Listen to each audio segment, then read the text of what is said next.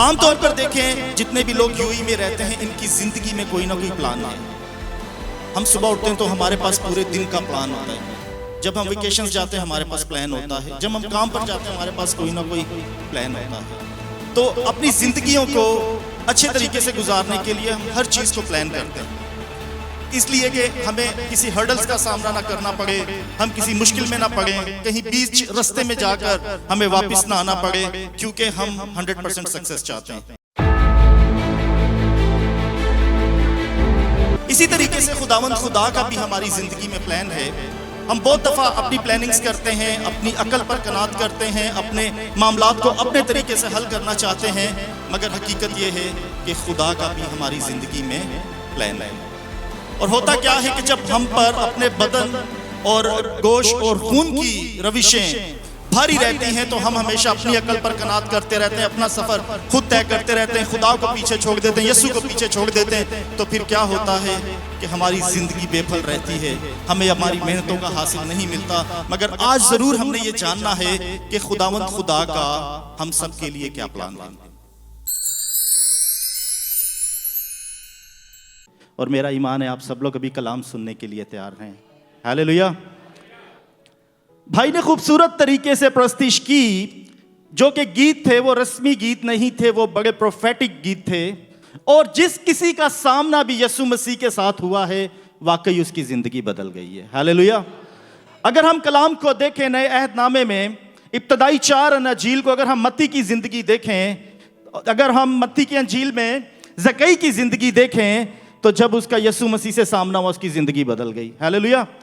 इसी तरीके से जब मार्था और मरियम जो कि अपने भाई के फौत हो जाने का दुख करती थी, जब यीशु मसीह कब्र पर गए तो इवन के मुर्दा जिंदगी की भी ज़िंदगी बदल गई। जो शख्स मर गया था उसने भी ज़िंदगी पा ली। हालेलुया। तो मेरा ईमान है कि अगर आज आपने वाकई दिल से प्रस्तिश की है तो आपने अपनी सारी बरकतें आज रिसीव कर ली हैं। हालेलुया। आमतौर पर देखें जितने भी लोग यूएई में रहते हैं इनकी जिंदगी में कोई ना कोई प्लान है। हम सुबह उठते हैं तो हमारे पास पूरे दिन का प्लान होता है। जब हम वेकेशंस जाते हैं हमारे पास प्लान होता है। जब हम काम पर जाते हैं हमारे पास कोई ना कोई प्लान होता है। तो अपनी जिंदगियों को अच्छे तरीके से गुजारने के लिए हम हर चीज़ को प्लान करते हैं, इसलिए कि हमें किसी हर्डल्स का सामना ना करना पड़े, हम किसी मुश्किल में ना पड़े, कहीं बीच रास्ते में जाकर हमें वापस ना आना पड़े, क्योंकि हम 100% सक्सेस चाहते हैं। हालेलुया। इसी तरीके से खुदावंद खुदा का भी हमारी ज़िंदगी में प्लान है। हम बहुत दफ़ा अपनी प्लानिंग्स करते हैं, अपनी अकल पर कनात करते हैं, अपने मामलात को अपने तरीके से हल करना चाहते हैं, मगर हकीकत यह है कि खुदा का भी हमारी ज़िंदगी में प्लान है। और होता क्या है कि जब हम पर अपने बदन और गोश्त और खून की रविशें भारी रहती हैं तो हम हमेशा अपनी अकल पर कनात करते रहते हैं, अपना सफ़र खुद तय करते रहते हैं, खुदा को पीछे छोड़ देते हैं, यीशु को पीछे छोड़ देते हैं। तो फिर क्या होता है कि हमारी ज़िंदगी बेफल रहती है, हमें हमारी मेहनतों का हासिल नहीं मिलता। मगर आज ज़रूर हमने ये जानना है कि खुदावंद खुदा का हम सब के लिए क्या प्लान है। उसके लिए हम देखेंगे यिर्मयाह 29 बाब उसकी 11वीं आयत। तो हम इस बात को जान लेंगे कि वाकई खुदावंद खुदा हमारी ज़िंदगी में प्लान रखता है। और वो प्लान क्या है वो हम आज देखेंगे कलाम में से। बुक ऑफ यिर्मयाह चैप्टर 29 वर्स 11। क्योंकि मैं तुम्हारे हक में अपने ख्यालात को जानता हूँ, खुदावंद फरमाता है, यानी सलामती के ख्यालात, बुराई के नहीं, ताकि मैं तुमको नेक अंजाम की उम्मीद बख्शूं। हालेलुया। ताकि मैं तुमको नेक अंजाम की उम्मीद बख्शूं। अजीज बहनों और भाइयों, ये कलाम खालिस्तन खुदा के मुंह की बातें हैं। और खुदावंद खुदा ने हम पर अपने इरादे को जाहिर किया है कि कोई एक शख्स है, कोई एक ज़ात ऐसी है, कोई एक ऐसी हस्ती है जो हमारे बारे में सोच विचार करती है, जो हमारे लिए फिक्र करती है, जो कि हमारे को हर वक्त वॉच कर रही है, जो कि हमें भलाई दिखाना चाहती है, बुराई से बचाना चाहती है। और वो क्या है? वो खुदावंद खुदा की ज़ाते इलाही है। जब खुदा की ज़ाते इलाही के हम इस कॉल को देखते हैं, इस बात को देखते हैं, इस वादे को देखते हैं, तो हमें मसीह यस्सु की तरफ ज़रूर देखना चाहिए। अगर इस दुनिया पर मसीह यस्सु ना आते, अगर वो अपनी निजात को इस दुनिया में ना लेकर आते, तो शायद हम में से कोई भी भलाई ना देख सकता। तो हमें इस बात के ऊपर 100% यकीन रखना है कि खुदावंद खुदा हमारे पास अपने लिए अच्छे ख्यालात रखता है और वो ये चाहता है कि हमारी जिंदगियों में भलाई पैदा हो। अगर हम कलाम खुदा का मुताला करें और उसमें हमें बहुत से ऐसे वाक़यात मिलते हैं, अगर हम खुदा के बंदा जदाऊन की जिंदगी पर नजर करें, जो कि एक कमजोर घराने से था, जो कि खुद को कमजोर समझता था, इनफरादी तौर पर भी, खानदानी तौर पर भी, मगर उसका तवक्कल खुदा पर था। अगर हम कज़ा की किताब देखें, बुक ऑफ जजेस चैप्टर 6 वर्स 12 ऑनवर्ड 16, तो हम देखते हैं कि खुदा का बंदा जदाऊन, जो कि एक आम सा शख्स था, उसको जब खुदा के फरिश्ते ने ख्वाब में दिखाई दिया और उससे कहा, ए जबरदस्त सूरमा, खुदावन तेरे साथ है। कितने लोगों का ईमान है खुदावंद हमारे साथ है? सब तालियां बजा दें।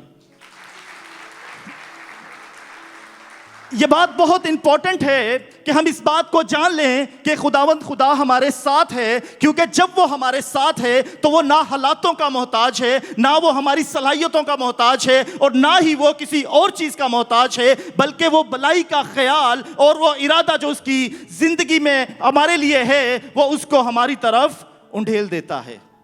कैसे? अगर हम इसको 13 वर्स को देखें, 14, 15, 16 टाइम के पेश नज़र मैं बयान करता हूं, आप ज़रूर पढ़ लीजिएगा।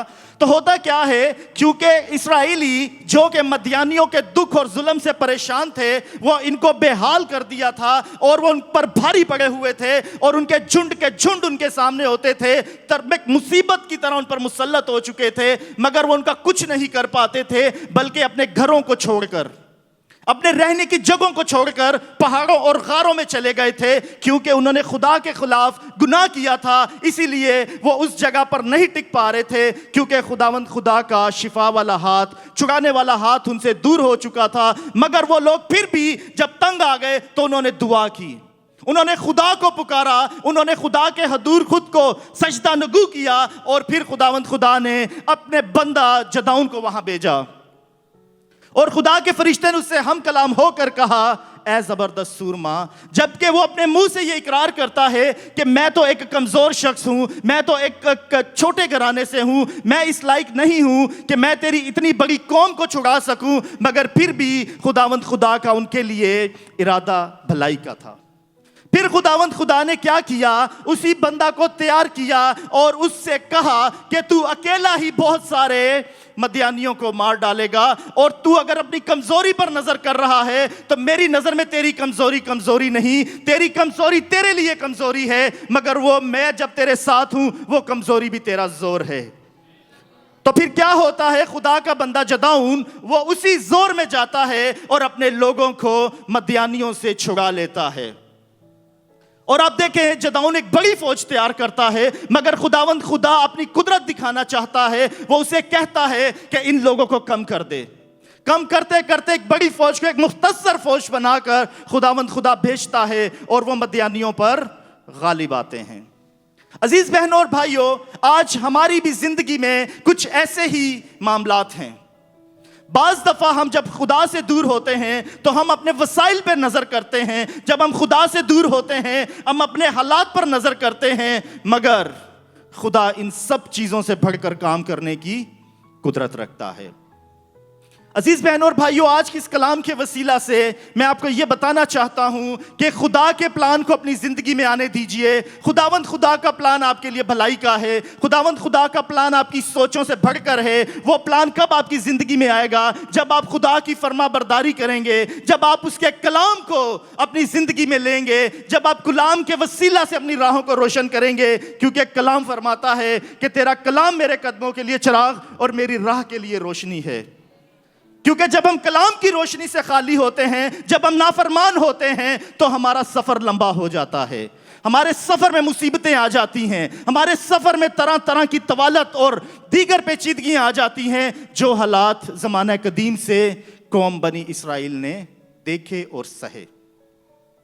आज मैं आपको यह बताना चाहता हूं, जितने भी लोग आज यहां पर मौजूद हैं, आप जरूर खुदा के कलाम को अपनी जिंदगी में लीजिए, क्योंकि कलाम आपकी राहों को रोशन करता है। कलाम आपको हिकमत से भरता है, और कलाम को ही जब आप रिसीव करेंगे तो हकीकत में आपका मिलाप यीशु मसीह से हो जाएगा। हालेलुया। इसके साथ साथ अगर हम देखें खुदा का सूरमा, खुदा का बंदा इब्राहिम, जो कि खुदा का एक पसंदीदा शख्स था, जिसे खुदा प्यार करता था, जिसे खुदा ने अपना इख्तियार दिया, सरबुलंदी और सरफराजी दी। अगर हम उसकी ज़िंदगी पर गौर करें, अगर हम खरूज की पैदाइश की किताब उसके 15वें बाब का मुताला करें और इब्तदाई 6 आयात को देखें, बुक ऑफ जेनेसिस चैप्टर 15, इन बातों के बाद खुदावंद का कलाम रोया में इब्राहिम पर नाजिल हुआ और उसने फरमाया, ए इब्राहिम तू मत डर, मैं तेरी सिपर और बहुत बड़ा अजर हूं। नेक्स्ट, खुदावंद खुदा कैसा भला है। खुदा का बंदा इब्राहिम, जो खुदावंद खुदा के इरादा के मुआफिक चलता था, जो खुदावंद खुदा से प्यार करता था और खुदावंद की मर्जी को हमेशा पूरा करता था और कभी भी अपनी राह खुदा से जुदा नहीं करता था। खुदावंद खुदा ने उसे ख्वाब में आकर उसे कहा कि मैं तेरा बड़ा अजर और तेरी सिपर हूं। मगर इंसान है जैसे मैं और आप, तो मगर फिर भी उसके बावजूद उसके अंदर एक बेयकीनी नजर आती है। वो खुदावंद खुदा के इतनी बड़ी बात सुनने के बाद भी खुदावंद खुदा के ताबे खुद को नहीं करता, बल्कि खुदावंद खुदा से शिकवा करता है। इब्राहिम ने कहा, ए खुदावंद खुदा तू मुझे क्या देगा। जब खुदावंद खुदा ने उसे कह दिया कि मैं तेरी सिपर हूं, मैं तेरे साथ साथ हूं, मैं तुझे बचाऊंगा, मैं तेरी प्रोटेक्शन हूं और मैं तेरा बड़ा अजर हूं। बिग गिफ्ट, खुदा का बिग गिफ्ट हम में से कोई भी इमेजिन नहीं कर सकता कि क्या हो सकता है। अगर खुदा कोई बड़ा गिफ्ट देगा तो वो बहुत कुछ हो सकता है, बल्कि मैं तो ये कहता हूं कि सब कुछ हो सकता है। और खुदावंद खुदा ने इब्राहिम को वो बरकत दी थी, कहा था कि जो तुझे मुबारक कहेंगे मैं उन्हें बरकत दूंगा। हालेलुया। मगर उसके बावजूद जैसे हम इंसान होते हुए अपनी अकल और अपनी सोच पर कनात करते हैं, कुछ लम्हों के लिए मुझे महसूस हुआ इब्राहिम को खुदा ने बड़ा वादा दिया है कि मैं तेरी सिपर और तेरा बड़ा अजर हूं। मगर इब्राहिम क्या कहता है कि ए खुदा तू मुझे क्या देगा। इब्राहिम को हर जगह खुदा ने संभाला था, इब्राहिम को खुदा ने इतना बड़ा इख्तियार दिया था। क्या इब्राहिम ये भूल गया था कि मुझे खुदा क्या देगा। खुदा ने उसे सब कुछ दिया था, मगर चंद लम्हों के लिए वो ये भूल गया कि ए खुदा तू मुझे क्या देगा। कभी कभी जब हम भी अपनी कनात अकल पर कनात करते हैं तो हम ये भूल जाते हैं कि मेरा खुदा क्या कुछ करने की कुदरत रखता है। तो इब्राहिम उससे क्या कहता है, मैं तो बे औलाद जाता हूं और मेरे घर का मुख्तार दमिश्की अलीज होगा। वो खुदा से ये गिला करता है कि मैं तो बे औलाद जा रहा हूं, तू मुझे क्या दे सकता है। नेक्स्ट वर्स, मगर उसके बावजूद भी ये बात उसके दिल में थी। शायद वो समझ रहा था कि खुदा की नज़र में मेरे दिल का दुख नहीं है, या खुदा मेरी ज़रूरत या मेरी हाजत से ना वाकिफ़ है। मगर खुदावंद खुदा उसकी इस बात से बिल्कुल वाकिफ़ था। मगर खुदावंद खुदा अपने मुकर्ररा वक्त पर अपना काम करता है। फिर इब्राहिम ने कहा, देख तूने मुझे कोई औलाद नहीं दी और देख मेरा खानाजाद मेरा वारिस होगा। नेक्स्ट, वो अपने जहन में इस चीज को कंसिडर करके बैठ चुका था, वो हालातों के आगे सरेंडर कर चुका था। जैसे बाज दफा हम अपने हालातों के सामने सरेंडर कर देते हैं, हम अपनी मुश्किलों के सामने सरेंडर कर देते हैं, जबकि वो वक्त हमारा वेटिंग पीरियड होता है। हमने दुआ करनी होती है, हमने अपने खुदावंद खुदा के साथ कुर्बत में जाना होता है। मगर क्या होता है कि हम अपनी नाउमीदी की वजह से बजाय खुदा की तरफ जाएं, हम तरह तरह की बातों में वसवसों में आ जाते हैं और फिर कौम बनी इस्राएल की तरह हमारा सफर तवील तवील और तवील होता चला जाता है। फिर खुदावंद खुदा ने क्या कहा, तब खुदावंद का कलाम उस पर नाजिल हुआ और उसने फरमाया, ये तेरा वारिस ना होगा, बल्कि वो जो तेरे सल्ब से पैदा होगा वो ही तेरा वारिस होगा। हालेलुया। आप ये देखें, इब्राहिम ने खुदा से बेटे के लिए अर्ज नहीं की, उसने बेटे की डिमांड नहीं रखी, उसने औलाद की डिमांड रखी कि तू मुझे कुछ भी दे देगा। वो इस शिद्दत से इस जरूरत के लिए पशेमान था या परेशान था या मायूस था। वो चाहता था कि बस मुझे औलाद मिल जाए और इस दुनिया में ये बात आम हो जाए कि जी इब्राहिम की भी औलाद थी। मगर खुदावंद खुदा उसके दिल के दुख से 100% वाकिफ था कि वो फर्जंद जो चाहता है, औलाद नरीना चाहता है, क्योंकि वो चाहता है कि जो कुछ भी उसका है उसका मुख्तार उसका बेटा हो। तो उसने क्या किया, नेक्स्ट वर्स, तो खुदावंद खुदा ने उसे ये वादा दिया कि जो तेरे सुल्ब से पैदा होगा वही तेरा वारिस होगा। और वो उसको बाहर ले गया और कहा कि अब आसमान की तरफ निगाह कर, और अगर तू सितारों को गिन सकता है तो गिन। उससे कहा कि तेरी औलाद ऐसी ही होगी। हालेलुया। कितने लोगों का ईमान है खुदावंद खुदा ये सब कर सकता है? एक दफा तालियां बजा दें। आप खुदा के ऐसे खास चुने हुए लोग हैं जिनकी जिंदगी में इससे भी बड़े बड़े काम होने का बिल्कुल 100% यकीन रखना है आपने, क्योंकि आप वो चुने लोग हैं जिनके लिए खुदावंद खुदा ने अपने बेटे का भी दरेक नहीं किया, बल्कि अपने बेटे को आपके लिए भेजा ताकि आप निजात पाएं और हकीकी बादशाही के फर्जंद बने। और अगर आप देखें इब्राहिम की जिंदगी, उसका यकीन कामिल था और वो खुदावंद खुदा से जब ये इल्तिजा करता है और वो खुदा की आवाज़ को सुन लेता है, क्योंकि वह उम्र के ऐसे हिस्से में था जिसमें औलाद का होना बेशक काफी हद तक मुश्किल था, मगर उसने ईमान रखा और खुदावंद खुदा की इस बात को नहीं जुटलाया। Next verse 6। और वो खुदावंद पर ईमान लाया, और वो खुदावंद पर ईमान लाया। कलाम मुकद्दस चूंकि ईमानदारों के लिए एक वादों की किताब है जो कि खुदा के वादों से भरी है, आज का ईमानदार अपनी बरकतों से, अपने मौजज़ों से इसलिए भी महरूम है कि वो ईमान लाने में देर कर देता है, वो फरमाबरदारी में देर कर देता है, वो आधी फरमाबरदारी करता है, जिसकी वजह से क्या होता है, उसकी बरकतें, उसकी मंजिल उससे दूर जाते जाते उसको उम्र के उस हिस्से में ले जाती है कि जिसके बाद वो ना उम्मीदी की जद में आ जाता है। मगर खुदा के बंदा इब्राहिम ने क्या किया, वो खुदावंद पर ईमान लाया और उसने उसके हक में रास्तबाजी शुमार किया। जब आप खुदा पर ईमान लेकर आते हैं तो खुदावंद खुदा की आप कुदरत का इकरार करते हैं, और वो इस बात की दलील है कि आप खुदावंद खुदा पर ईमान रखते हैं और सच्चा ईमान रखते हैं। और जिस किसी ने भी खुदावंद खुदा से ईमान के साथ जो चीज़ भी तलब की है, खुदावंद खुदा ने उसे अता की है। हालेलुया। अगर हम हन्ना की जिंदगी पर नजर करें, उसने ईमान के साथ उन वर्ड्स को रिसीव किया, और वो कहते हैं कि फिर उसका चेहरा उदास ना रहा। जब वो गई और वाकई मुकर्ररा वक्त पर खुदावंद खुदा ने उसे औलादे नरीना अता की, और ना सिर्फ वो औलाद की बल्कि खुदावंद खुदा ने उससे बढ़कर भी उसे औलाद अता की। अजीज बहनों और भाइयों, मैं आपसे ये कहना चाहता हूँ, ये कलाम वादों से भरी हुई किताब है, और वाकई इसमें जितनी भी बातें लिखी गई हैं वो सब ईमानदारों के लिए खुदा के प्लान हैं, वो भलाई के प्लान हैं। अगर हम बीमारी में भी हैं, अगर हम मुश्किल में भी हैं, तंगी में भी हैं, तो ज़रूर ही हमें इस कलाम को अपनाना है, क्योंकि खालिस्तन ये कलाम मसीह यस्सु खुद मुजस्सम होकर हम में आया है। क्योंकि जो बात भी कलाम में लिखी है वो फ़ियल हकीकत खुदा के मुंह की बात है। हालेलुया। हम सब कलाम को मानते हैं, हम सब यस्सु को मानते हैं, मगर इसके बावजूद भी बहुत से डिलेज हैं, बहुत सी चीज़ों में ताख़ीर है। कहीं ऐसा तो नहीं हम कलाम को भी मान रहे हैं, यस्सु को भी मान रहे हैं, खुदा को भी मान रहे हैं, मगर उसकी नहीं मान रहे? कहीं ऐसा तो नहीं कि हम सबकी इज्जत तो कर रहे हैं, सबको ताज़ीम तो दे रहे हैं, मगर वो जो बातें जिनको हमने ज़िंदगी में लाना है, कहीं उनको तो हमने बिल्कुल दूर नहीं किया हुआ? हमारे लिए ये बात ज़रूरी है।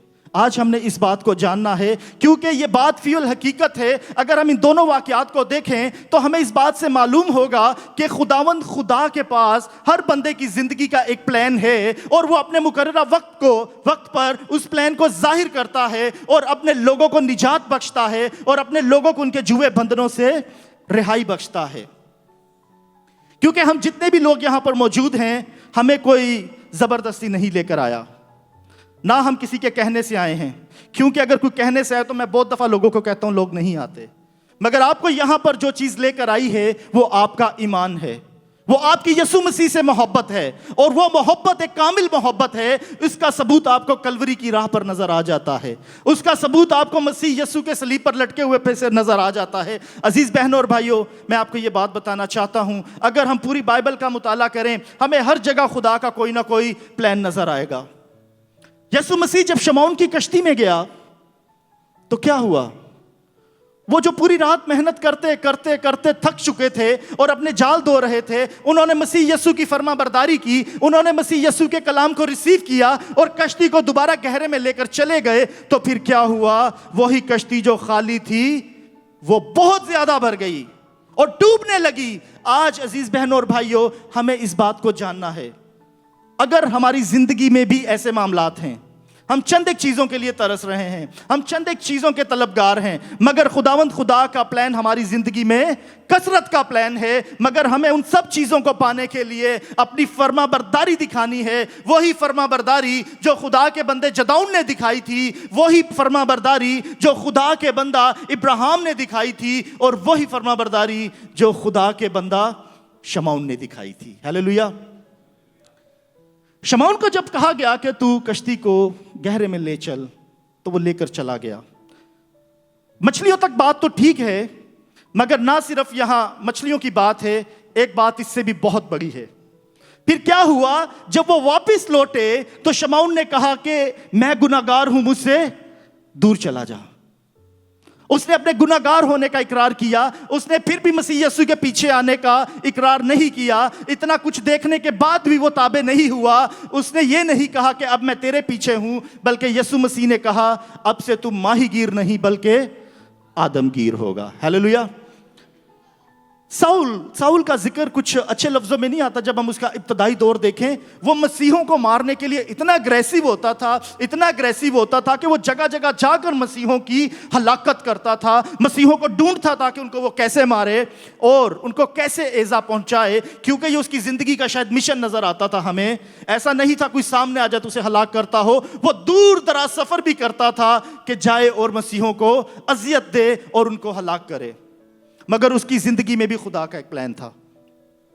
उसकी जिंदगी में भी खुदा का प्लान था। खुदावंद खुदा जब उसे दमिश्क की राह पर मिला तो यकसर उसकी जिंदगी बदल गई। हालेलुया।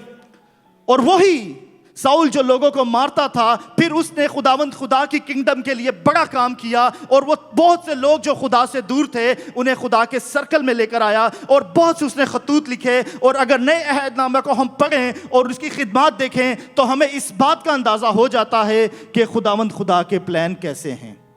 खुदावंद खुदा कैसे खाकसारों को खाक से उठाकर तख्तों पर बिठाता है, कैसे गुमनाम लोगों को नाम बख्शता है। अगर हम दाऊद की जिंदगी पर भी नजर कर लें तो उसकी जिंदगी में भी खुदा का प्लान था। खुदावंद खुदा उसे जंगलों में तैयार करता रहा। वो एक बच्चा था, मगर जब अपने प्लान के मुआफिक खुदावंद खुदा ने उसे जाति जूलियत के सामने खड़ा किया तो उसने उस बड़े जाति जूलियत को मार गिराया। और वही दाऊद जो कि जंगलों बियाबानों में होता था, और खुदावंद खुदा ने उसी बादशाहत की बिशारत दी, और वो फिर चरवाहा नहीं रहा बल्कि बादशाह बन गया। हालेलुया।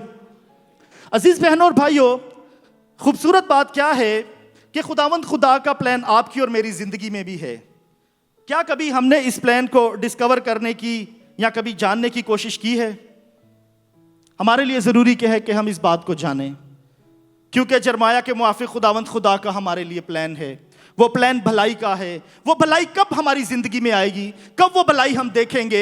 हम अक्सर अपने दुखों के लिए दुआ करते हैं। आया कभी हमने इस चीज को दरियाफ्त करने की कोशिश की है, या हम सारी चीजें खुदा पर डाल रहे हैं? क्या खुदा दी मर्जी सी, शायद खुदा ऐसा ही चाहता था, मगर खुदा ने तो अपनी मर्जी जाहिर कर दी है कि उसका कोई भी मंसूबा है, वो अपने लोगों की उसके वसीला से क्या चाहता है? भलाई चाहता है। वो अपने लोगों को प्रॉस्पर देखना चाहता है, वो अपने लोगों को फतह से बढ़कर गलबा देखना चाहता है। मगर उसके लिए भी हमने आज खुदा की मर्जी को देखना है कि खुदावंद खुदा कैसे अपने लोगों से एक्सपेक्ट करता है कि उसके लोग उसके साथ वफादारी में चलें। हम मत्ती 6 बाब और उसकी 33वीं आयत देखेंगे। Book of Matthew chapter 6:33। ये खालिस्तन यीशु मसीह अपने लोगों से डिमांड करता है। हमें यह बात बताई जाती है कि जितने भी लोग हैं वे यीशु मसीह की बादशाही में नहीं जा सकते, बल्कि जो कोई उस पर ईमान लाएगा, उसे सच्चे दिल से कबूल करेगा, वही उसकी बादशाही का हिस्सा बनेगा। तो खुदावंद खुदा आपसे और मुझसे क्या चाहता है? खुदावंद खुदा आपके और मेरे सफर को कैसे कम करना चाहता है? खुदावंद खुदा कैसे आपके और मेरे मामलात में आकर उनको रिजॉल्व करना चाहता है? उसके लिए हम देख लेते हैं मत्ती 6 बाब और उसकी 33वीं आयत। बल्कि तुम पहले उसकी बादशाही और उसकी रास्तबाजी की तलाश करो तो ये सब चीजें भी तुमको मिल जाएंगी। हालेलुया। खुदा की रास्तबाजी क्या है? हम कैसे खुदावंद खुदा की रास्तबाजी की तलाश कर सकते हैं? अगर हम देखें कलाम में जितनी भी बातें लिखी हैं जो बातें भी मसीह यीशु के मुंह की बातें हैं वो उसकी रास्तबाजी है। वो चाहता है कि उसके लोग उन चीज़ों पर अमल करें, वो चाहता है कि उसके लोग उन बातों को सीखें। वो जो जिंदगी गुजारने का पैटर्न खुदावंद खुदा ने, जो यीशु मसीह ने हम लोगों को बताया है, हम उसके मुआफिक जिंदगी गुजारें, तो वही हमारी रास्तबाजी है। हालेलुया। और वो चीज़ें जिनके लिए हम तगोदो करते हैं, जिनके लिए मुश्किलात का सामना करते हैं, वो चीज़ें जो हमसे जुदा हो जाती हैं, वो चीज़ें जो हमारे लिए मुश्किल का सबब बन जाती हैं, या जिनको पाकर हम तकलीफ में आ जाते हैं, खुदावंद खुदा उन सब चीज़ों को ब्लेसिंग्स में बदल देगा। हालेलुया।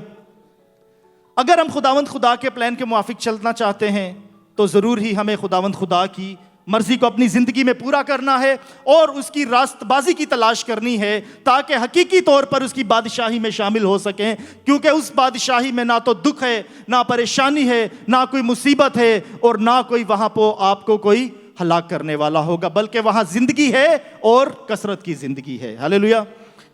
उसके बाद हम देखेंगे रोमियो, बुक ऑफ रोमन्स 8 बाब उसकी 28वीं आयत, और उसमें हम देखेंगे कि खुदावंद खुदा ने कैसे इस दुनिया में अपने लोगों के लिए, जिन लोगों को उसने चुना है, जो लोग उसके इरादा के मुआफिक हैं, कैसे उनके लिए काम किया है और कौन सी चीज़ें रख दी हैं जिनके वसीला से खुदा के लोग उसके इरादा को और उसकी मर्जी को पूरा करके उन सब चीज़ों को पा सकते हैं। हालेलुया। और हमको मालूम है कि सब चीज़ें मिलकर खुदा से मोहब्बत रखने वालों के लिए भलाई पैदा करती हैं, यानी उनके लिए जो खुदा के इरादा के मुआफिक बुलाए गए हैं। हालेलुया। आप में से कितने लोगों का ईमान है आप खुदा के इरादा के मुआफिक बुलाए गए? एक दफ़ा तालियां बजा दें खुदा के नाम के लिए। हमने ये देखा है कि ज़माने कदीम से खुदावंद खुदा अपने लोगों के साथ है। खुदा की कभी भी निगाहें अपने लोगों से नहीं हटती। खुदा कभी भी अपने लोगों को फरामोश नहीं करता। और अगर आज हम देखें, जब मसीह यीशु इस दुनिया में आ गया, उसने हमारी निजात का मंसूबा मुकम्मल कर दिया, तो उसके बाद क्या है कि सब चीज़ें मिलकर खुदा से मोहब्बत रखने वालों के लिए भलाई पैदा करती हैं। This is the plan of God.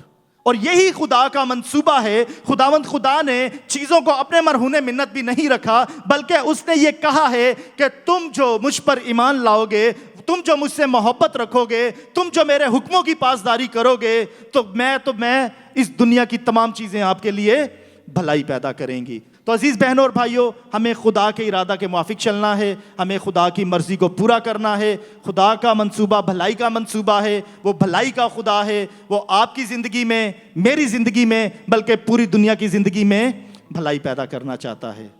Hallelujah. कितने लोगों का ईमान है खुदावंद भलाई का खुदा है? एक दफ़ा तालियां बजा दें जी।